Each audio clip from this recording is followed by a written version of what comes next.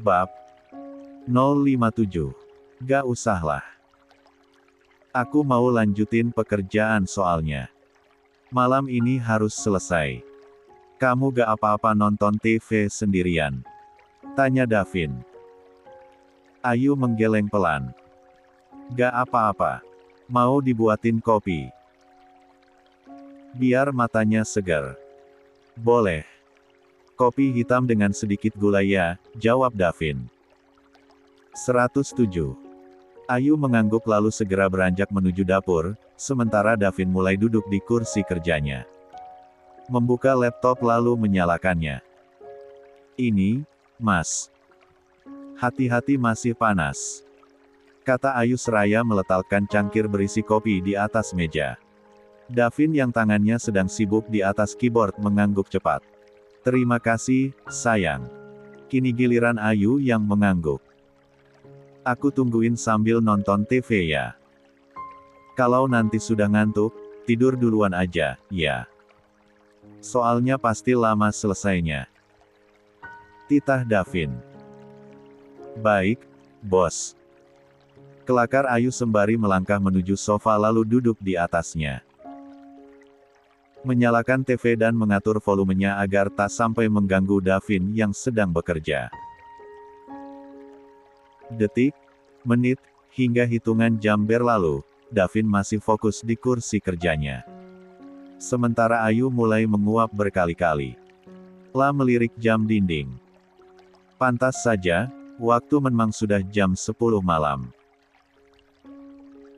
Ayu kembali melirik Davin, suaminya itu nampaknya masih belum ada tanda-tanda untuk bangun dari duduknya.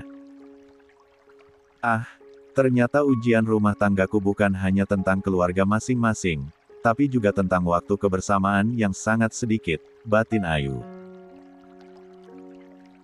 Meski begitu, ia sama sekali tak ingin mengeluh. Terlebih ia sadar, jika Davin yang sekarang bukanlah Davin yang dulu. Davin yang sekarang adalah sosok yang sibuk dengan banyaknya tanggung jawab besar. Tak kuat lagi menahan mata yang kian perih, Ayu memutuskan untuk rebahan sejenak di sofa. Menunggu Davin hingga selesai dengan pekerjaannya. Jarum pendek Hanempir menunjuk ke angka 11 kala Davin menutup laptopnya. Ia lalu bangun dari kursinya sembari meregangkan otot-otot yang terasa begitu pegal karena terlalu lama duduk tanpa bergerak. Mata Davin tiba-tiba tertuju pada Ayu yang masih tidur di sofa. Dia tersenyum kecil lalu melangkah mendekat. Berdiri di samping sofa sambil menatap sang istri yang sudah terlelap. Kasihan sekali istriku ini. Menungguku selesai bekerja sampai ketiduran, lirih Davin. Lah menyingkap pelan anak-anak rambut yang menutupi sebagian paras cantik istrinya. Sebaiknya nanti saja aku pindahin, gumam Davin. Tenggorokannya yang terasa kering memaksanya untuk keluar kamar sejenak. Berjalan menuju dapur lalu mengambil air mineral dari dalam kulkas lalu meneguknya sambil duduk. Setelah merasa lega, barulah ia berjalan hendak kembali ke kamarnya. Langkah kaki Davin terhenti saat mendengar suara derap langkah kaki. Ia pun menoleh dan mendapati Raka baru saja memasuki rumah dengan berjalan sempoyongan. Davin geram bukan main, dia berjalan cepat lalu menarik badan Davin yang sedang meracau tak jelas. Ia membawa saudara tirinya itu ke dalam kamar yang ditempati Raka lalu menghempaskan tubuh laki-laki yang sedang mabuk berat tersebut. Kurang ajar. Berani-beraninya pulang ke rumahku dalam keadaan mabuk seperti ini, hardik Davin penuh emosi. Aku sama sekali gak sudi. Rumah ini ditinggali oleh orang yang suka minum minuman haram, lanjutnya lagi begitu lantang. 108. Cek, apaan sih kamu ini? Apa-apa serba ngatur. Ini hidupku bukan hidupmu. Jangan ikut campur, jawab Raka dengan suara tak jelas karena kesadarannya yang tak sepenuhnya. Itu memang urusanmu tapi kamu tinggal di rumahku. Kecuali kalau kamu pergi dari rumah ini, hardik Davin tegas. Mendengar keributan itu, Pak Ardi dan Rika yang kamarnya bersebelahan dengan kamar Raka, langsung menghampiri. "Ada apa ini?" tanya Pak Ardi sembari menatap Raka dan Davin yang sedang berdiri saling berhadapan. "Nih, lihat kelakuan anak tiri kesayangan Papa. Dia pulang dalam kondisi mabuk berat seperti ini. Apa ini kelakuannya setiap malam? Kalau iya, Davin minta dia untuk segera angkat kaki dari rumah ini." Davin gak mau kakek sampai mengetahuinya. Kakek pasti akan marah besar. Tahu sendiri, kakek sangat tidak suka pada kemaksiatan dalam bentuk apapun, timpal Davin lantang. Beruntung kamar yang ditempati Pak Damar berjauhan dengan kamar Raka hingga tak mungkin akan mendengar kegaduhan tersebut. "Biar Papa nanti yang nasehati. Sudah, sekarang kembali ke kamarmu. Jangan ribut malam-malam seperti ini. Nanti Kalkek dengar," timpal Pak Ardi. "Baguslah. Nasehati anak tiri kesayangan Papa itu untuk menjaga sikapnya selama tinggal di rumah ini. Sadar diri, dia itu hanya numpang di sini. Jadi ikuti semua aturan yang ada di rumah ini," tukas Davin tegas. Sebelum meninggalkan kamar itu, Davin sempat melemparkan tatapan sengit pada Raka yang matanya begitu merah dengan wajah dan pakaian kusut Masai. "Papi bilang juga apa? Nasehati anakmu itu untuk jaga sikap mulai sekarang. Karena sekarang bukan hanya kita yang ada di rumah ini, tapi Davin dan kakek juga.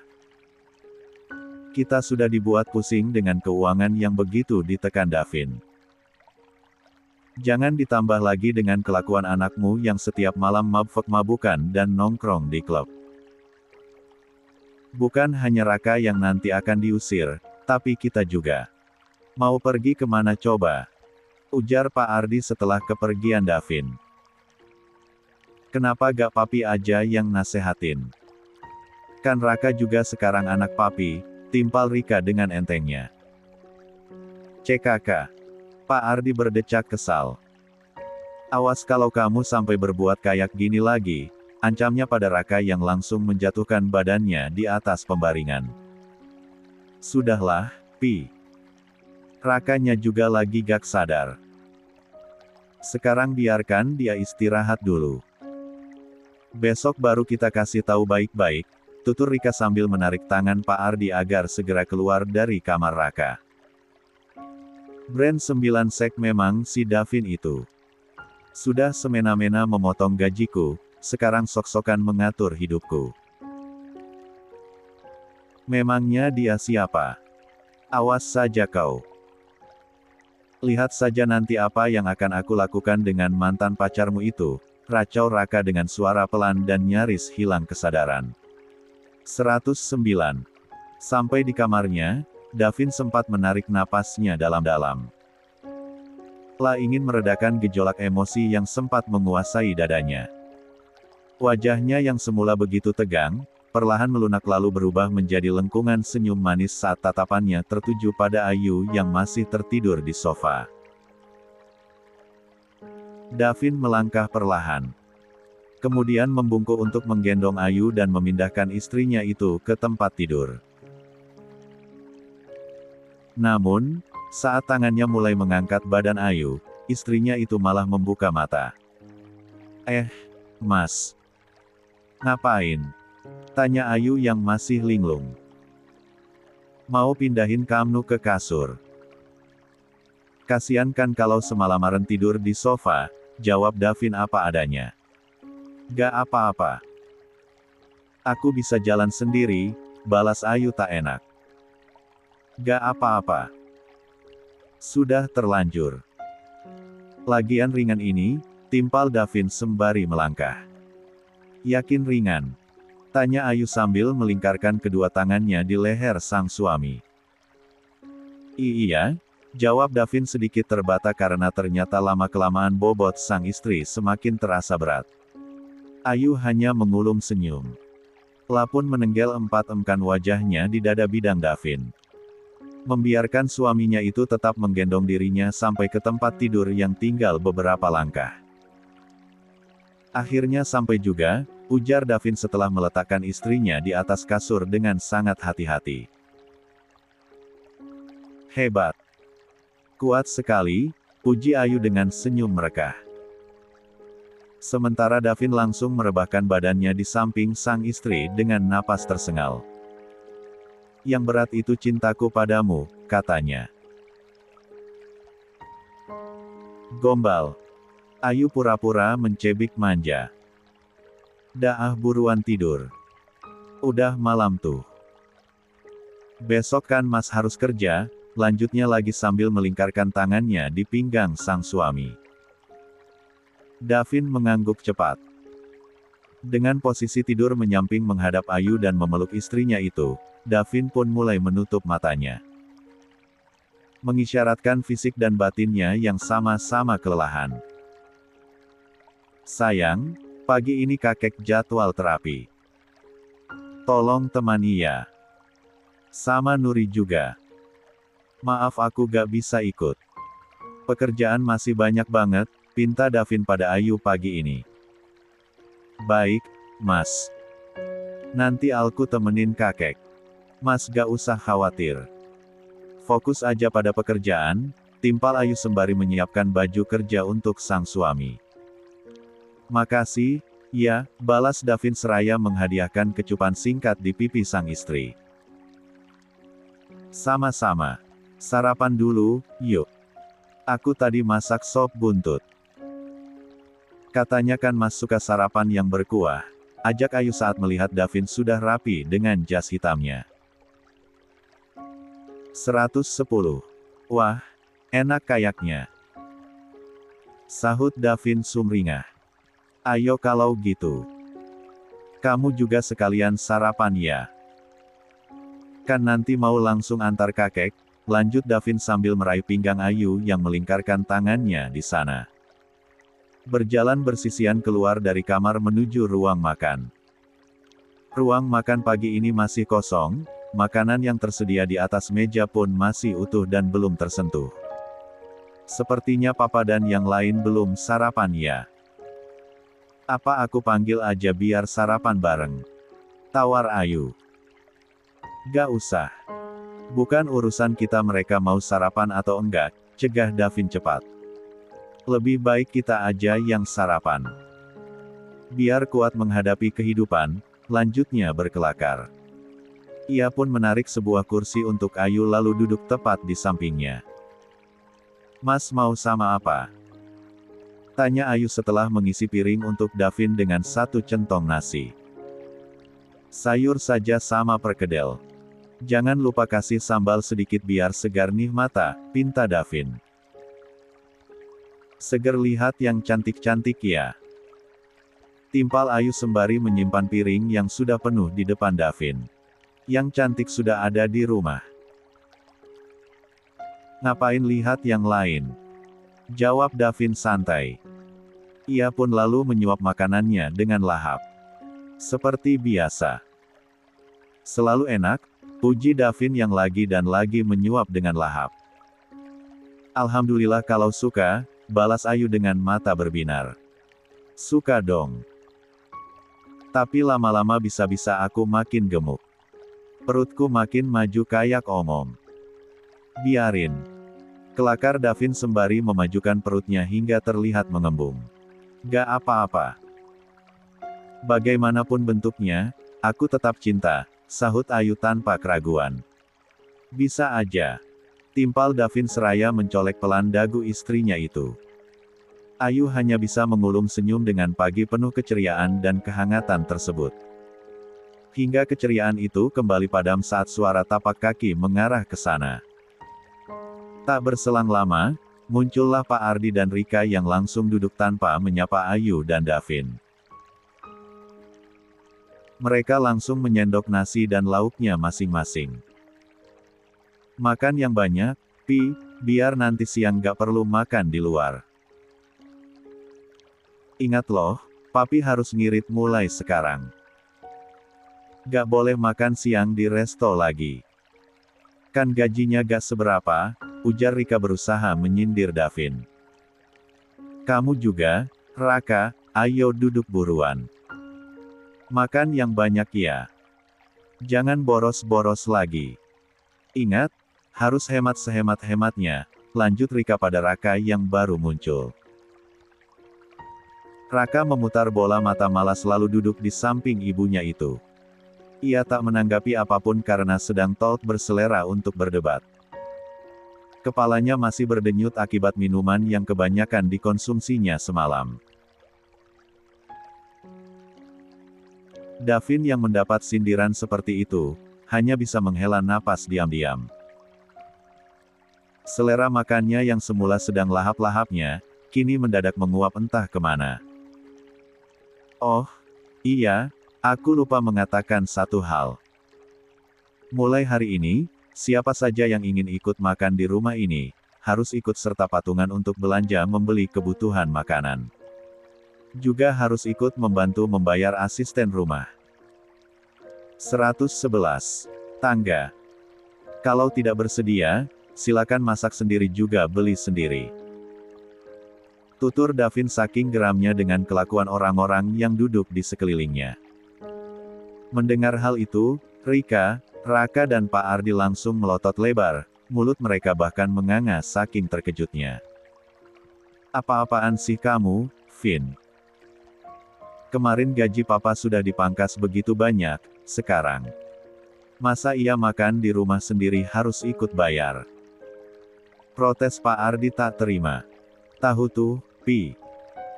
Anak papi itu lama-kelamaan makin ngelunjak. Tega banget sama keluarga sendiri juga. Rika langsung menekuk wajahnya kesal. Oh, gak apa-apa. Kalau keberatan bisa pindah kok. Dengan senang hati, timpal Davin dengan wajah santai. Keterlaluan kamu, Vin. Apa yang sebenarnya kamu inginkan? Pak Ardi tak dapat lagi menahan kekesalannya. Ia bahkan sampai meletakkan sendoknya dengan kasar hingga menimbulkan suara berdenting yang nyaring. Davin hanya ingin mengajarkan tanggung jawab tentang kehidupan pribadi masing-masing.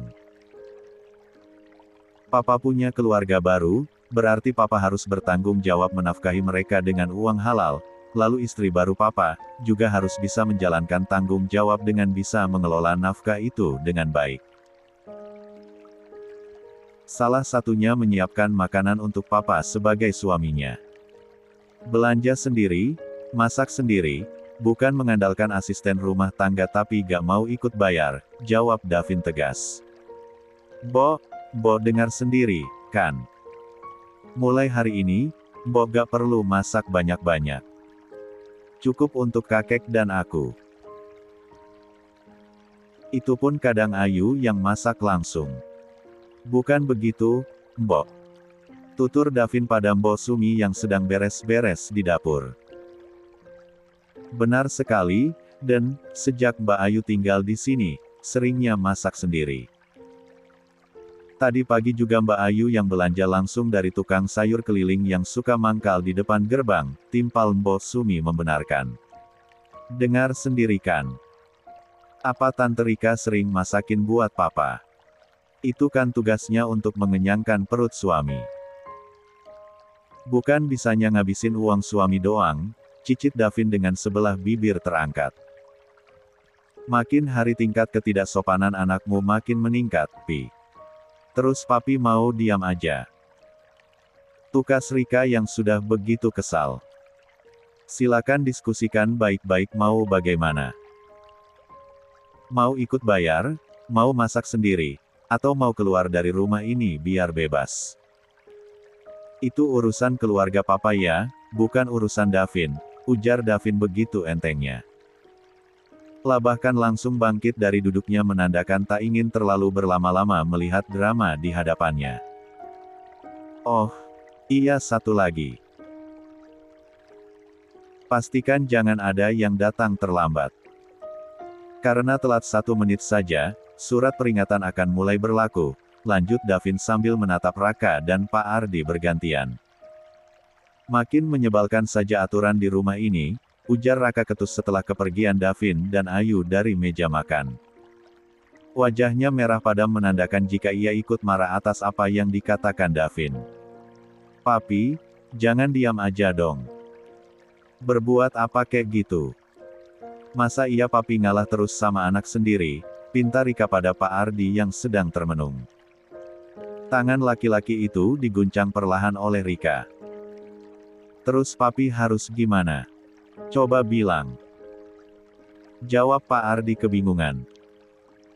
Cek, masa iya mami harus masak setiap hari sih, bisa-bisa nail art mami rusak, percuma mami mahal-mahal perawatan selama ini kalau ujung-ujungnya malah suruh masak, ujar Rika dengan bibir mencebik.